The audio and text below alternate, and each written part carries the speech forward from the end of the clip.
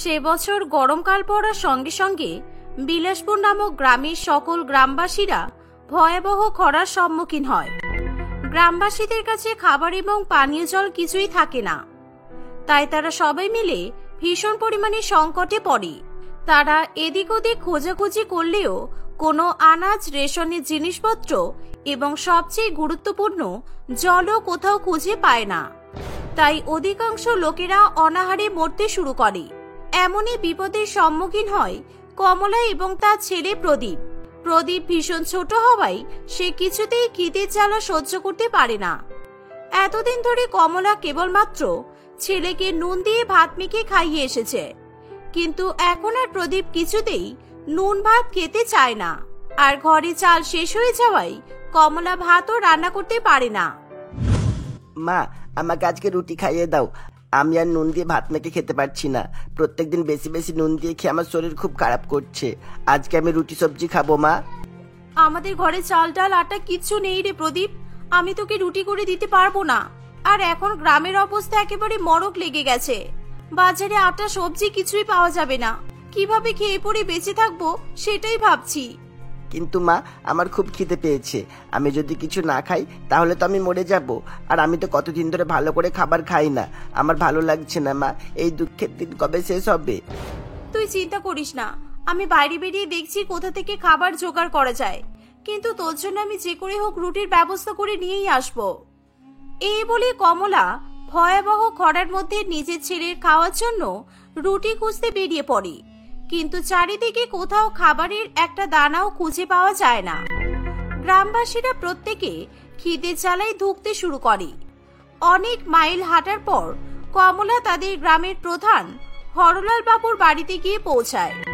সে বাড়ির দালানে বসে পেপার পড়ছে। এমন সময় কমলা কাঁদতে কাঁদতে তার কাছে গিয়ে বলে, বাবু, আমাদেরকে বাঁচান বাবু।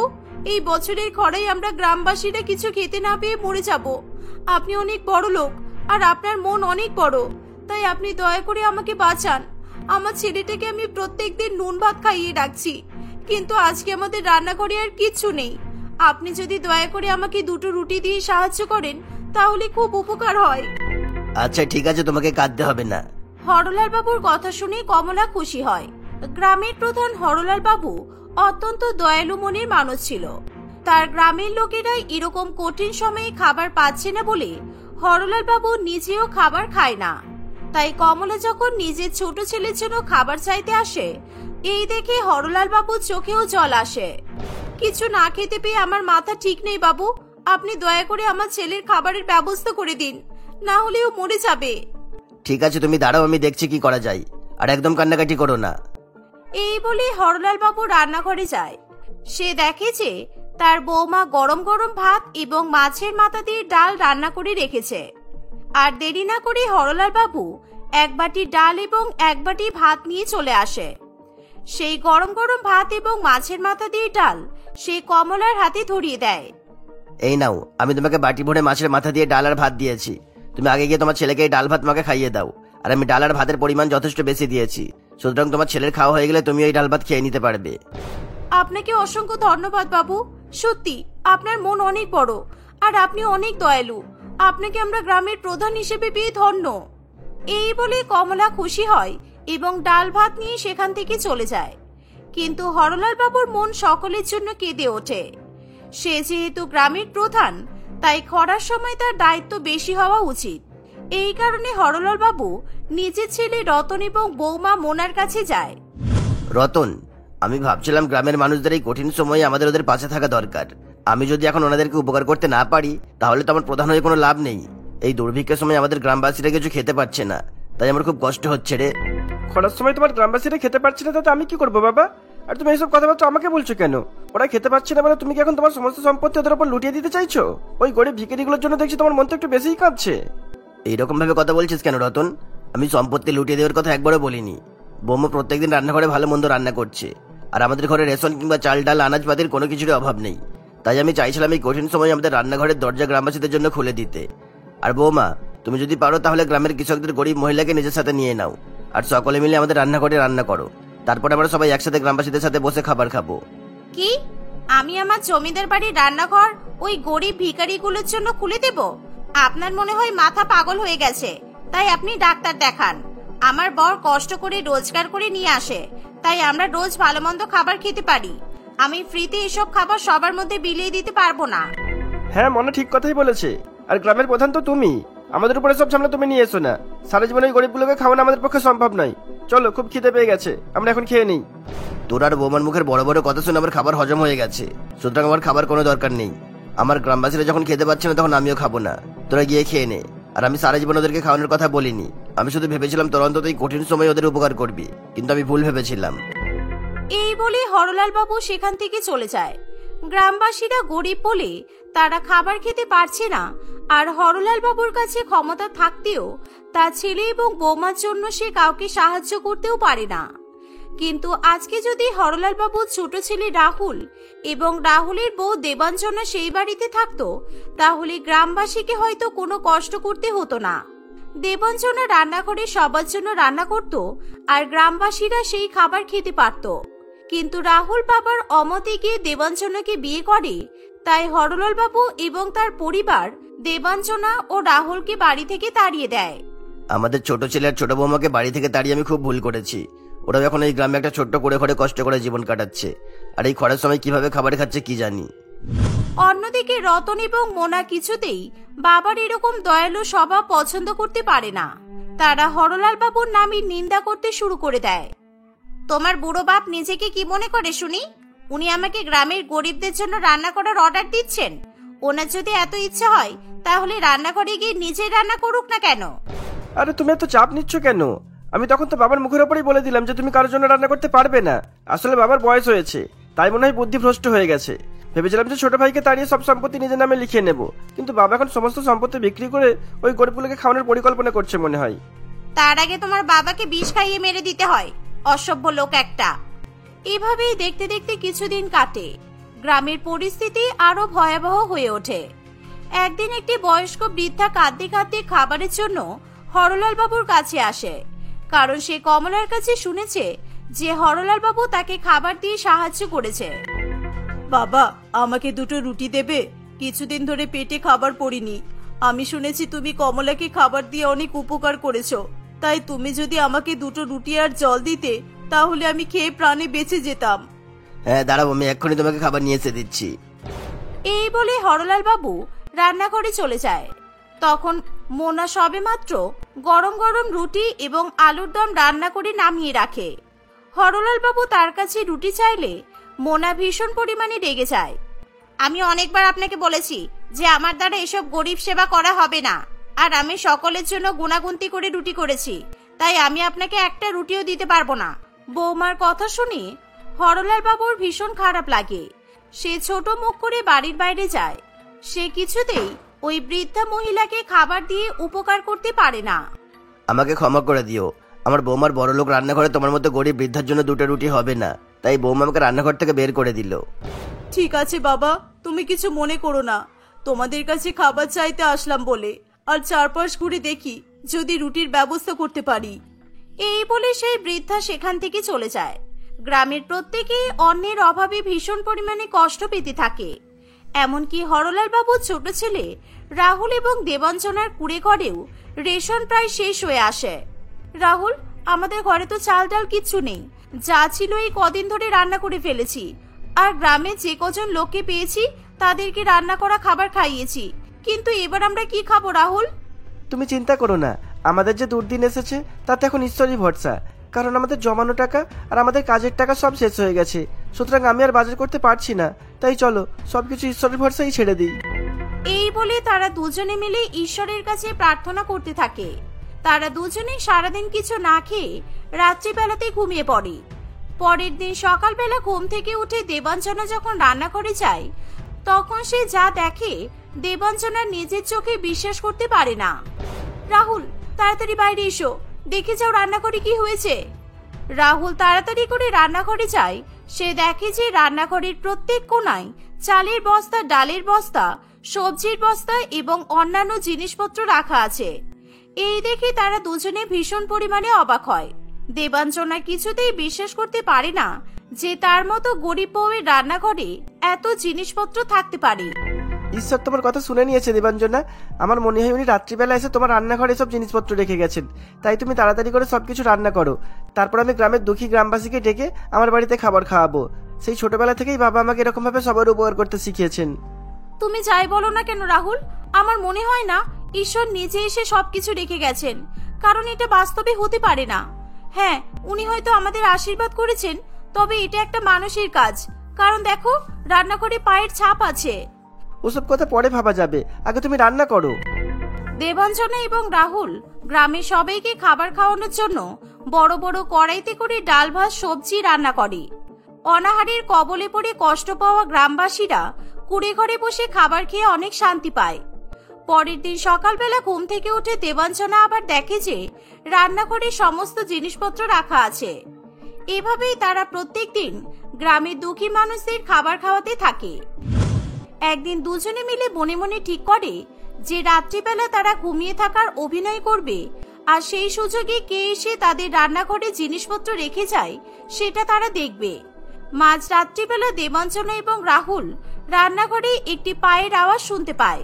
তাড়াতাড়ি করে তারা উঠে রান্নাঘরে যায়। তারা দুজনে দেখে যে একটা লোক কাঁধে করে চাল ডাল এবং সবজির বস্তা রেখে দিচ্ছে। আপনি কে? আর আপনি কার কথাই আমাদের রান্নাঘরে এসে এত খাবারের জিনিসপত্র রেখে যাচ্ছেন? আর আপনি নিজের মুখ ঢেকে আছেন কেন? কি হলো, সেই কখন থেকে চুপ করে দাঁড়িয়ে আছেন? আর প্রত্যেকদিন এভাবে আমাদের রান্নাঘরে এসে আপনি খাবারের জিনিসপত্র রেখে যাচ্ছেন? আমি জানি আপনি আমাদের অনেক উপকার করছেন, আর তার সাথে গ্রামবাসীরও উপকার হচ্ছে, কিন্তু আমাদের তো জানা দরকার যে আপনি কে। তাই আপনি আপনার পরিচয় দিন। দেবাঞ্জনা এবং রাহুল হরলাল বাবুকে সেখানে দেখে দুজনেই ভীষণ পরিমাণে অবাক হয়।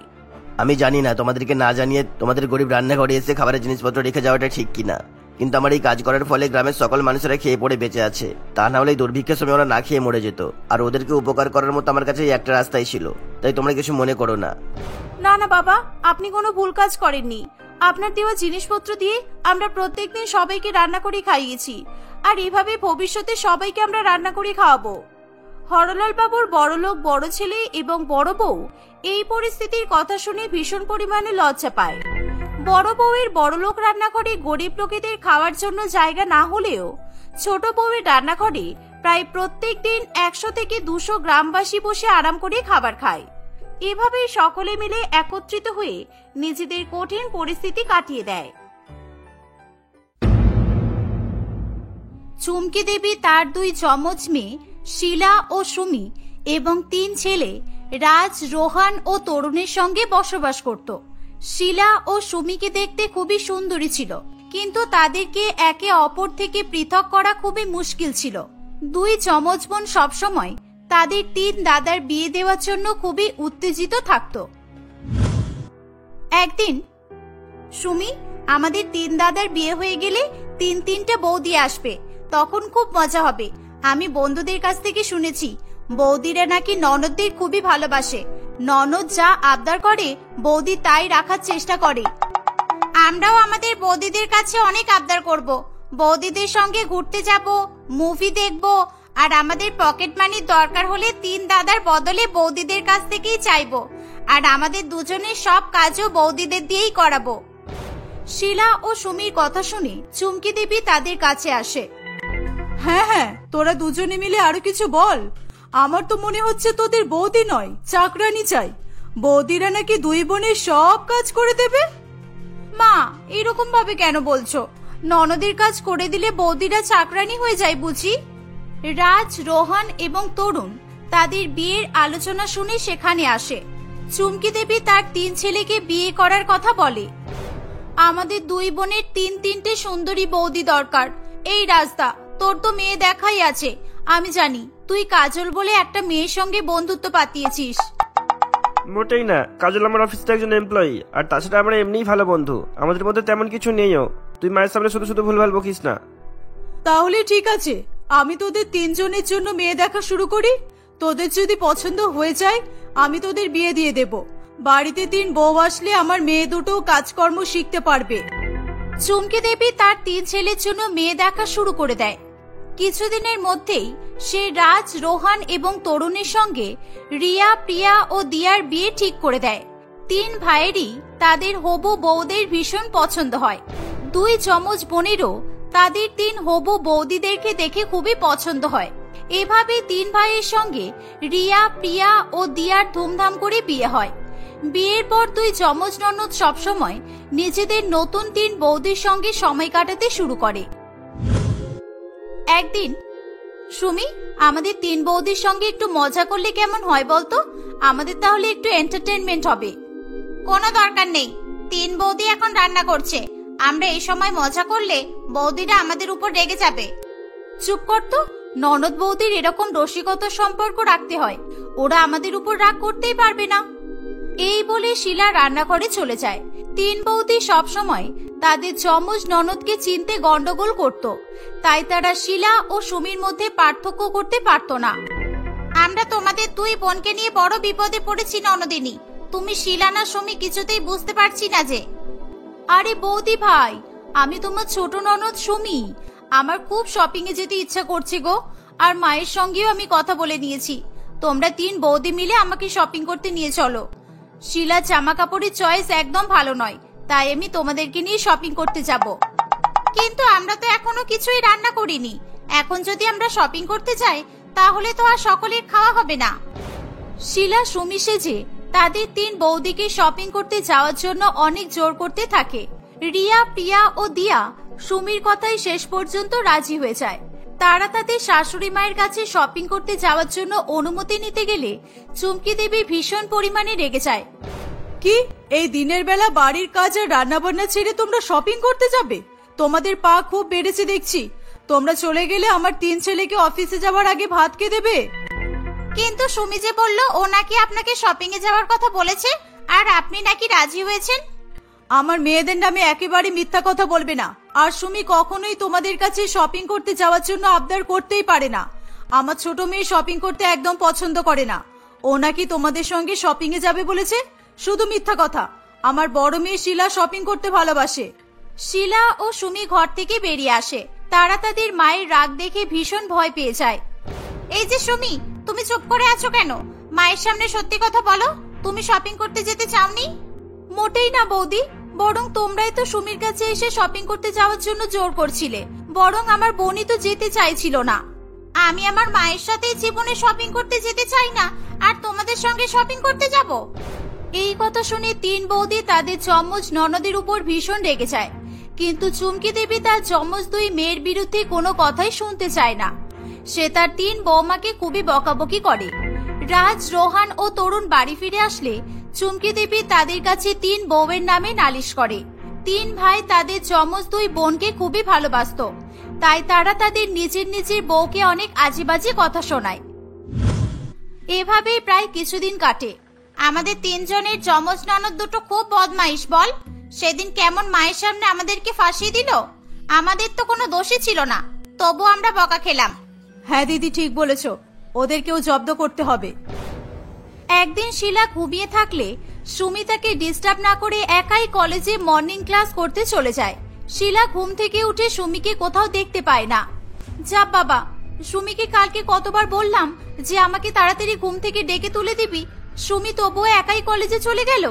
এই মেয়েটা আমার কোনো কথাই শোনে না, আরো ভালো করেই জানে কলেজে গেলেই আমার বিকাশের সঙ্গে দেখা হয়। শিলা বিকাশ নামে একটি ছেলেকে ভীষণ পছন্দ করত। শিলা, সুমি ও বিকাশ 3 জনেই 2nd ইয়ারে পড়ে, কিন্তু বিকাশ তাদের 2 বোনকেই বন্ধুর মতো দেখে। শিলা অনেকবার বিকাশকে তার মনের কথা বলার চেষ্টা করে, কিন্তু সে কখনোই সফল হয় না। সুমি শিলাকে কলেজে না বলে চলে যাওয়ায় শিলা ঘরে চুপ করে বসে থাকে। সেই সময় তার 3 বৌদি সেখানে আসে। কি হলো শিলা, সাত সকালে এমন মুখ কালো করে বসে আছো কেন?